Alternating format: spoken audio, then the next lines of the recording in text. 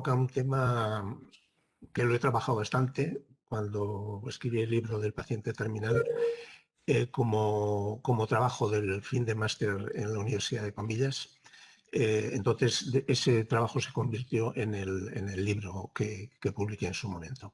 Es un tema que me preocupa mucho y que estoy pendiente de él. Estoy de acuerdo con Manuel, el anterior ponente, con que la ley se ha hecho y se está planteando de una forma apresurada. No estoy de acuerdo porque es un tema suficientemente importante como para hacerlo de una forma más madura, para que hubiese habido un debate no solo de profesionales sanitarios, sino también de la población en general.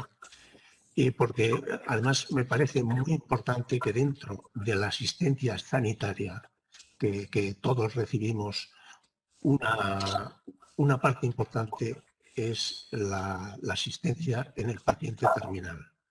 No es una asistencia menor la del paciente terminal. Estamos haciendo una medicina curativa, fundamentalmente, pero tenemos que hacer una asistencia cuando enfermemos y nuestro porvenir sea pues la muerte. Entonces, es muy importante este tema, porque hay muchos valores en juego. ¿Sale la siguiente diapositiva? Sí. Sí, vale. Pues entonces, tal como cuando la curación es posible, se pueden asumir tratamientos agresivos, se pueden asumir riesgos, se pueden asumir efectos secundarios. En las enfermedades crónicas, el objetivo es el no progreso y la calidad de vida. Y se pueden asumir determinados riesgos. En el caso de pacientes terminales hay dos objetivos: no sufrimiento y la calidad de muerte. Se pueden asumir riesgos con este objetivo, no tratamientos ni exploraciones agresivas y solo lo que beneficie el no sufrimiento. O sea, el mensaje aquí para mí es importante, que la estructura sanitaria no solo debe ser curativa, sino que nos debe atender en esa parte final de nuestras vidas. El 70% vamos a ser conscientes del final. Va a ser las medidas sanitarias van a tener mucha importancia. La competencia en algunos casos de los pacientes va a estar disminuida, y los sanitarios, estoy de acuerdo con Manuel, que también lo ha dicho, tendemos que alargar la vida, y luego hay decisiones que tomamos que entrañan importantes dilemas. Los fundamentos para el análisis, yo creo que nos tenemos que fundar en lenguajes que lo podamos utilizar todos. No podemos decir a mí me parece bien, me parece mal. Entonces, el lenguaje es los principios de la bioética. ¿Qué es la bioética? Es el estudio sistemático de la conducta humana en el área de las ciencias de la vida y la salud, examinando esta conducta a la luz de valores y principios morales. Y estos principios son el principio, esto está vigente totalmente en la asistencia sanitaria, debe estar vigente, por lo menos a mi juicio. El principio de autonomía, el principio de no maleficencia, el de beneficencia y el de justicia. Sigo con cada uno de los principios. El principio de autonomía es que el paciente tiene derecho a decidir, tiene derecho a recibir una información adecuada. Y luego, claro, la información adecuada para poder decidir tiene relación con la competencia, y la competencia no siempre es plena. Hay grados de competencia. Tiene derecho a la privacidad, y hasta dónde sobre su propia vida, ese es otro tema. El consentimiento, que también ha nombrado Manuel, hoy en día es una formalidad que se está utilizando, pues se está utilizando mal, porque la propia gestión sanitaria o asistencia sanitaria diaria no permite el hacer una información, sobre todo en exploraciones o estudios agresivos, deliberada con el paciente y con responsabilidad.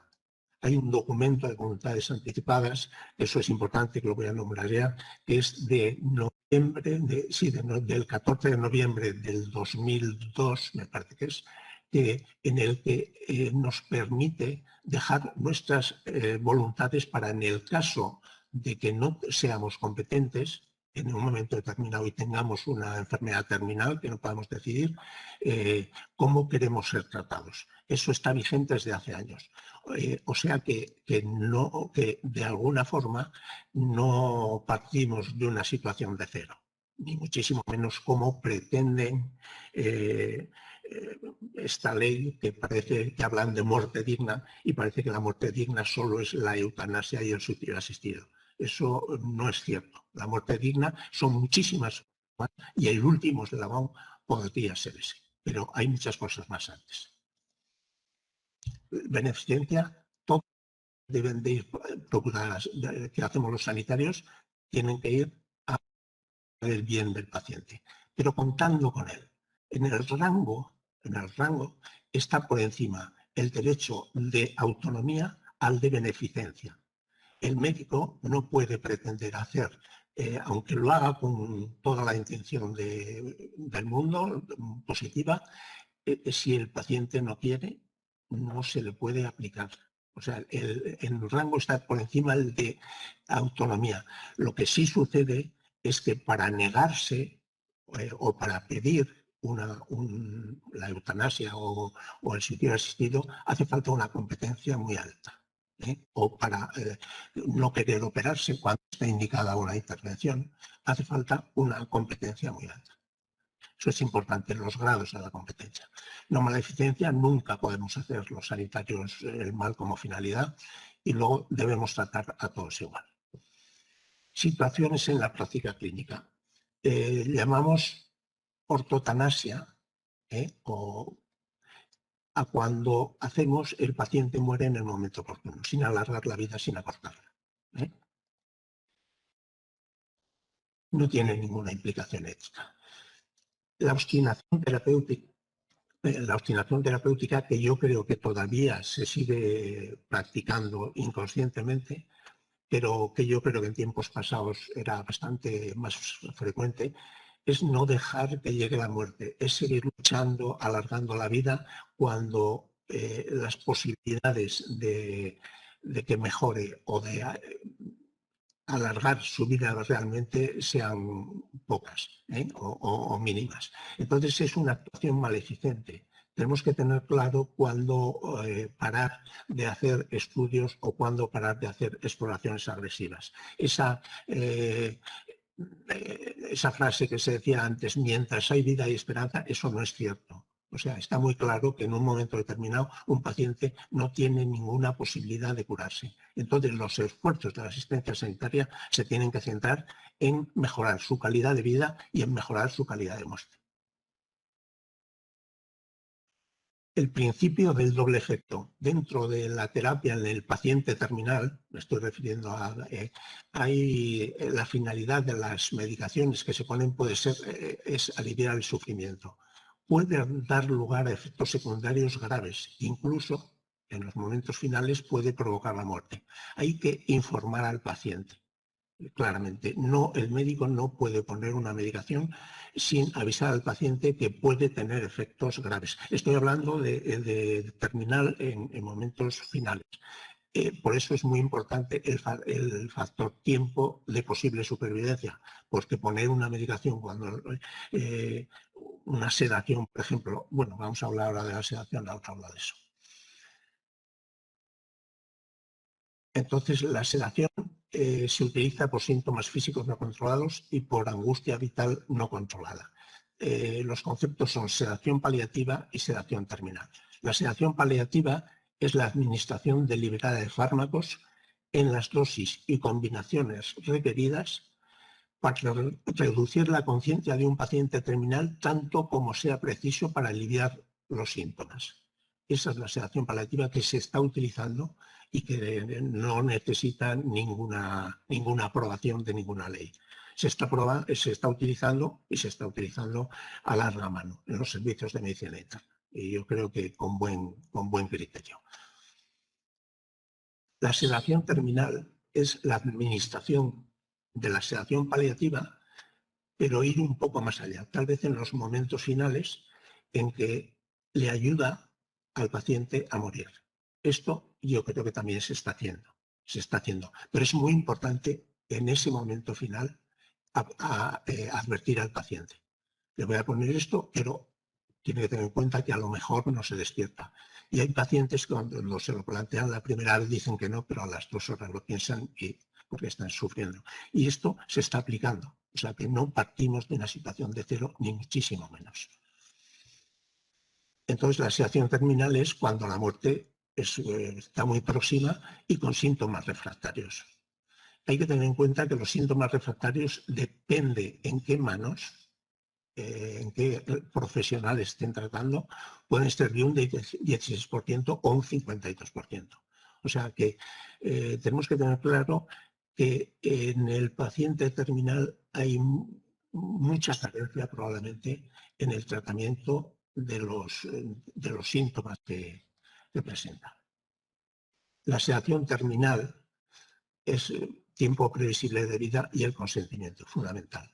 Claro, si la sedación terminal no se puede hacer 6 meses antes de que el paciente se presupone que vaya a morir, porque entonces sería una eutanasia. Claro, y además sin los requisitos legales. Eso estoy hablando de momentos finales. Luego, limitación del esfuerzo terapéutico a petición del paciente. Bueno,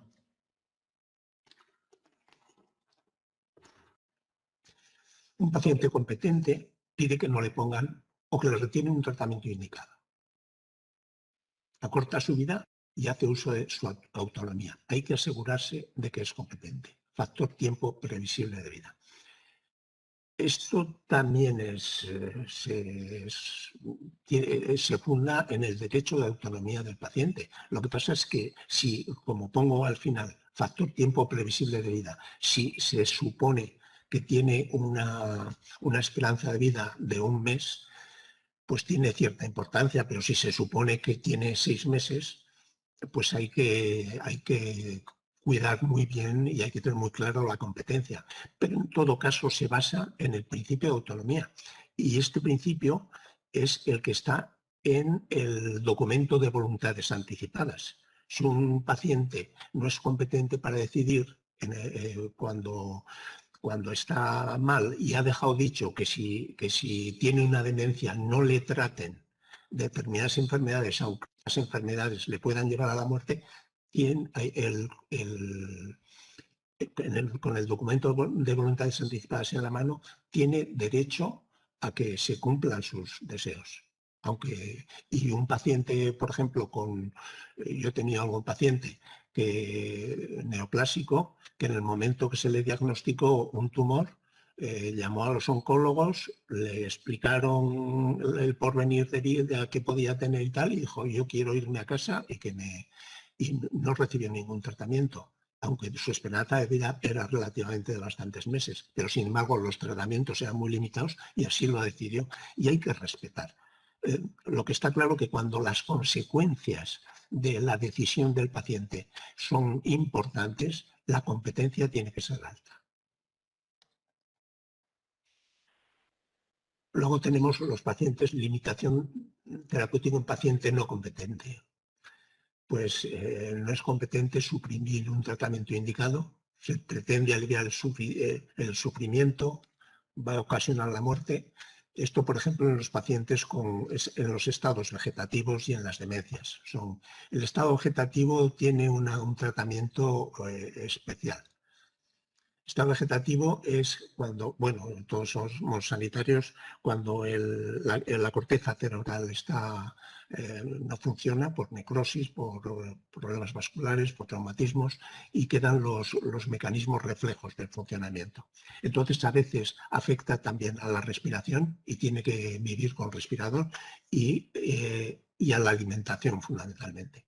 Entonces, lo que se plantea en estos casos es una persona viva, es un estado vegetativo permanente que cumple los criterios de que sea permanente. La nutrición, y claro, es muy importante porque, por ejemplo, el respirador, los pacientes que precisan respirador, yo creo que hay bastante unanimidad en retirar el respirador. Pero los pacientes en que lo que respiran espontáneamente, pero precisan una alimentación pues, por sonda o gastrostomía, y pues es más difícil el retirar, porque incluso esa alimentación parenteral o enteral se considera como un tratamiento, no como un cuidado básico. Sin embargo, los cuidados básicos son los que no se pueden quitar. Además, hay implicaciones legales, eso lo dirán los juristas, porque legalmente son todavía son personas vivas. Entonces hay que decidir si se quita ese, y siempre tienen que estar de acuerdo los sanitarios con los familiares en estos casos, porque si no podría haber problemas legales, si alguno de los dos. Y hablamos ya de la eutanasia. Es la terminación intencional, la terminación intencional de la vida por el indistinto al paciente, el suicidio asistido pues, por el propio paciente. No sé cómo voy el tiempo. El paciente pide que le quiten la vida con intención de acabar con sus sufrimientos, hace uso de su autonomía y el paciente es competente. Pide un acto transitivo por parte del sanitario. Transitivo quiere decir que lo hace el sanitario, otro. Tal como el suicidio asistido es lo mismo, pero lo hace él, el propio paciente. Esas serían las diferencias. Hay unas situaciones especiales cuando no se ve cerca la muerte. Tal vez sean estos casos sean los que la eutanasia puede ocasionar. Puede haber más peticiones de eutanasia, porque el resto de los casos que hemos descrito, pues con la sedación paliativa y la sedación terminal, pues casi la eutanasia no estaría indicada porque espontáneamente mueren con una asistencia adecuada. Entonces, las tetraplecias son pacientes que son conscientes y tienen, pueden tener sus facultades, y los neoplásicos que pueden tener una esperanza de vida larga, por ejemplo, de 6 meses o 1 año, enfermedades crónicas psiquiátricas. Aquí yo creo que es donde está el problema fundamental, porque la esperanza de vida es larga y se está pidiendo provocar la muerte o que les ayuden a provocar la muerte. Entonces, conceptos a favor de la eutanasia. ¿Es la vida un valor absoluto? Pues es un valor absoluto. Hay alguna excepción, como defensa propia, como en las guerras. O sea, se puede disponer de la vida propia. Por el principio de autonomía, podemos disponer de la vida propia, por ejemplo, en el documento de voluntades anticipadas, porque podemos dejar dicho que no nos traten de terminar y que solo nos pongan las medicaciones necesarias para ayudarnos a morir mejor. ¿Se puede provocar la muerte a petición? Eso es ya un problema ético más serio. ¿Es lo mismo una acción, o sea, inyectar una medicación que dejar de poner un tratamiento? ¿Moralmente es suficiente el tener buena intención? Todo eso es lo que nos debemos preguntar. Argumentos en contra. La defensa de la vida es un dogma. Bueno, el juramento hipocrático, que todos los profesionales teóricamente hacemos, que lo hacemos, pero formalmente no lo hacemos. Okay. La profesión médica se afectaría, se dice que el mismo médico que se dedica a curar, que provoque la muerte, pues podía ocasionar ciertas reticencias en la población.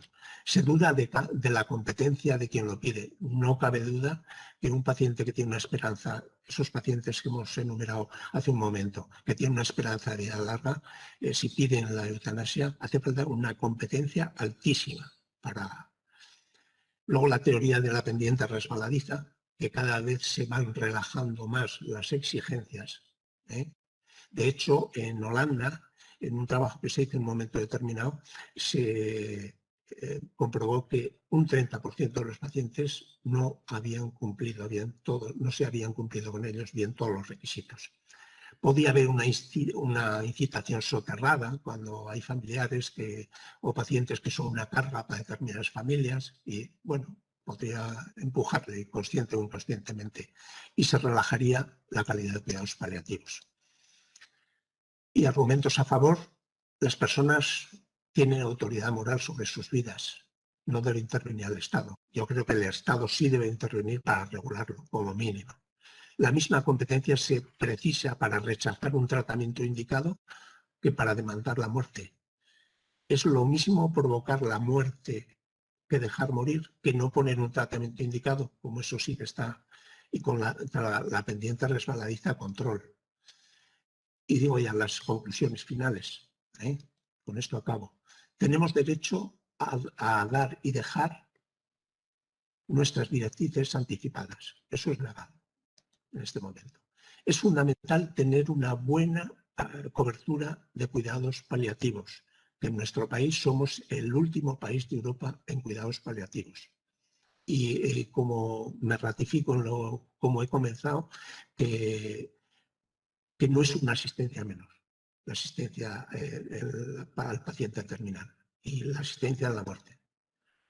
Esta cobertura es la mejor defensa para que no haya personas que le pidan la eutanasia no siga esto. Aún en estas condiciones habrá casos que la demanden. El final de la vida es un hecho.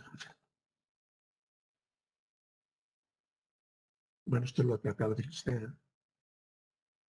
El objetivo debe ser morir con los síntomas físicos y psicológicos controlados. Esa sería la forma de morir dignamente. Hay que evitar la obstinación terapéutica, respetar los deseos del paciente, aunque adelanten la muerte. Hay tratamientos paliativos que pueden adelantar la muerte.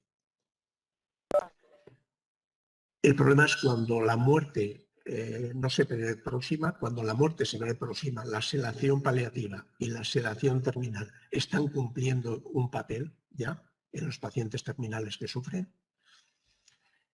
Y si la muerte no está próxima, con síntomas no controlados, físicos y psicológicos, los estados vegetativos debe ser una solución pactada entre pacientes, familia o sea, entre médicos, perdón, la familia, y valorar los problemas legales que puede haber.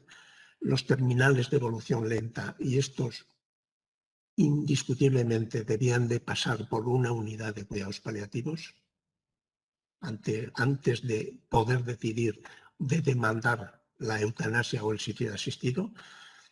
Son los pacientes que más pueden solicitar la eutanasia o el suicidio asistido y donde los problemas están los problemas éticos serios, a mi juicio. En los otros casos, cuando la muerte está próxima, se están manejando bien. Si se garantiza todos los pasos anteriores, el número de solicitantes yo creo que será muy escaso. Fundándonos en el principio de autonomía, despenalización, legalización, es preciso una reflexión profunda de la sociedad con sanitarios que tratan de este tipo de pacientes. En mi juicio es que habrá un número de pacientes pequeños si se cumplen todos los pasos y antes hay unidades de cuidados paliativos para los pacientes terminales que lo precisen, el número será pequeño.